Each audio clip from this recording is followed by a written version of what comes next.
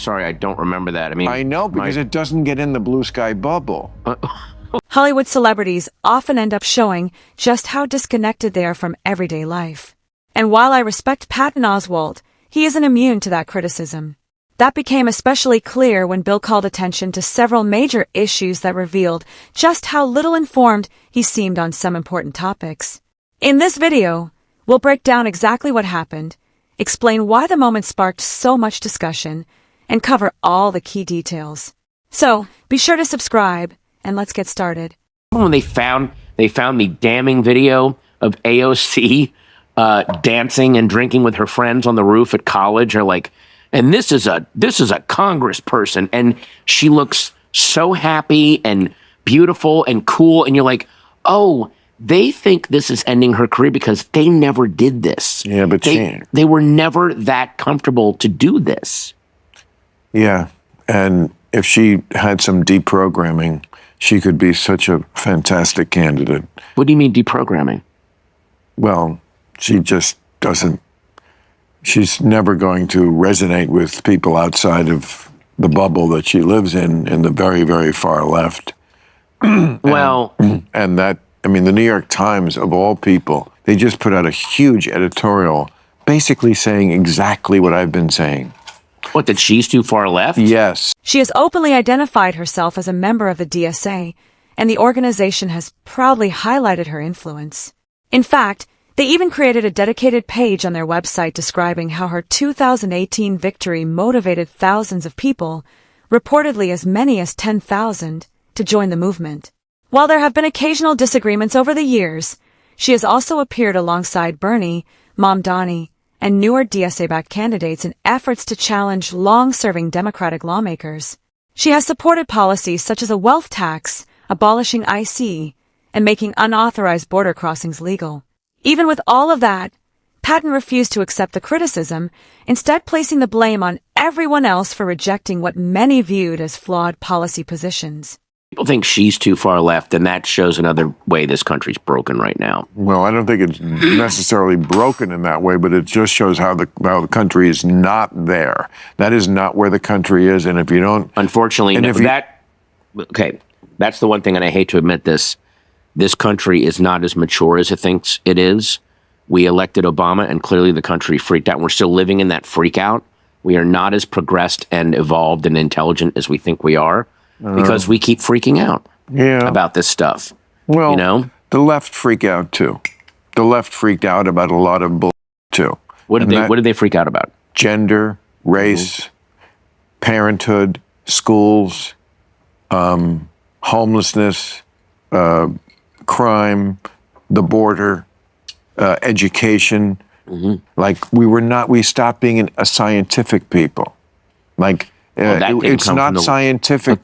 But the left certainly stayed scientific. No, they didn't. Throughout the discussion, Patton shifted back and forth between listening and talking, but it often felt like he was simply waiting for Bill to finish so he could move on to his next argument.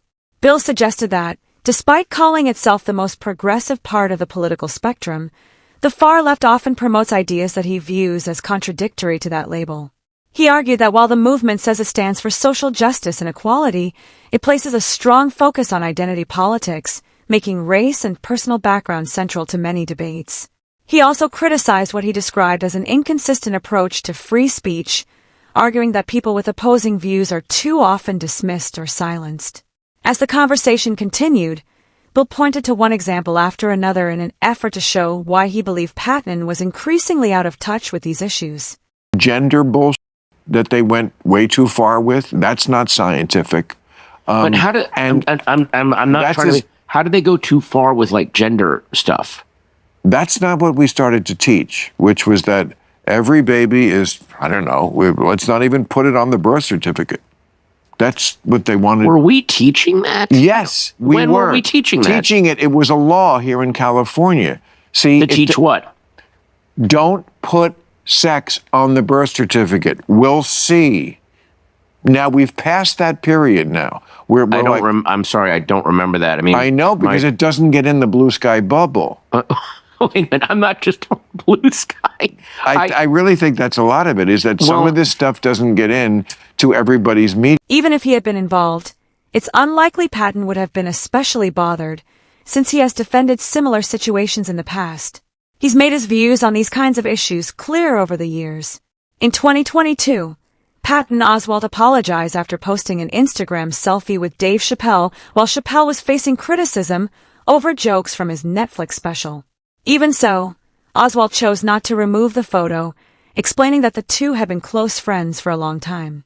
During the discussion, Bill argued that Patton once again avoided directly addressing the points being raised, instead attempting to redirect the conversation by introducing a psychological concept that Bill believed had little connection to the issue they were actually debating. I mean, obviously you've heard the term extinction burst. Extinction burst. Where before a thing dies, like let's say the dinosaurs, that's when they become the loudest and the most violent and crazy. And it's like right before the Civil Rights Act passed, that's when the hoses and the dogs and the billy clubs came out, because they knew the change was coming. Just like you said earlier, an audience can be this weird organism that the dominant people can kind of sense, and they guide the thing. When an extinction burst comes, that side, in this case, the old, very, very conservative, very, very kind of anti-gay, anti-woke side, knows that its time is becoming limited now. There is definitely a lot of that, for sure. Yeah. There is definitely a lot of, oh, this country is becoming something we don't recognize anymore. And some of that is valid. I mean, what's going on in England right now is a lot of that. I mean, like, what's going on in England?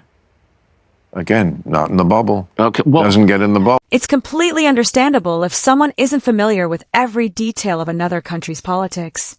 That's perfectly reasonable.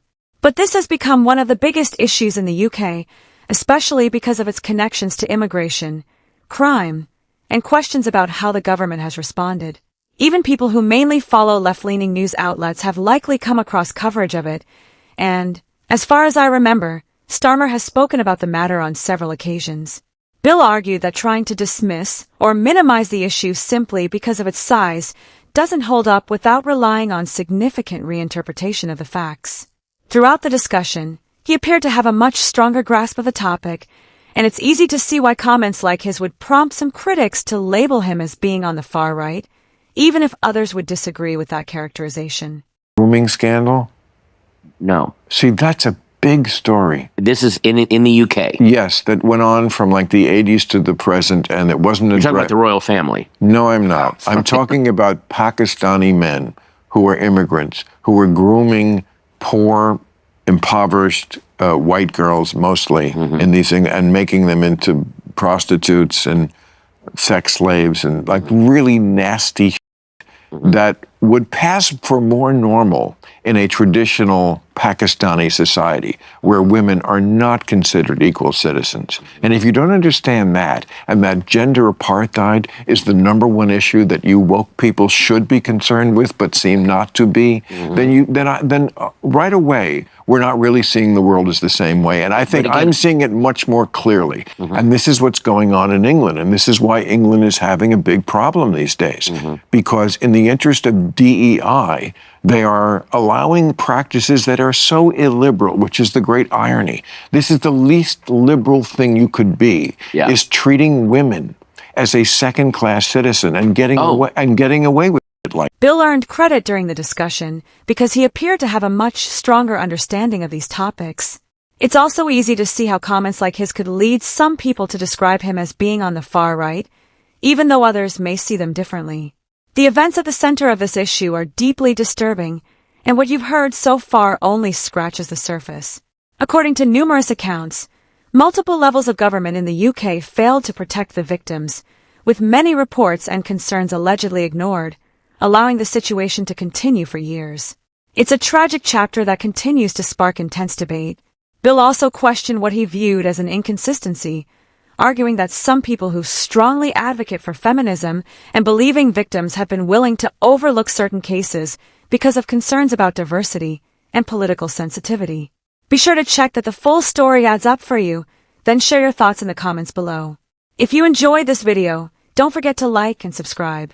Thanks for watching, and I'll see you in the next one.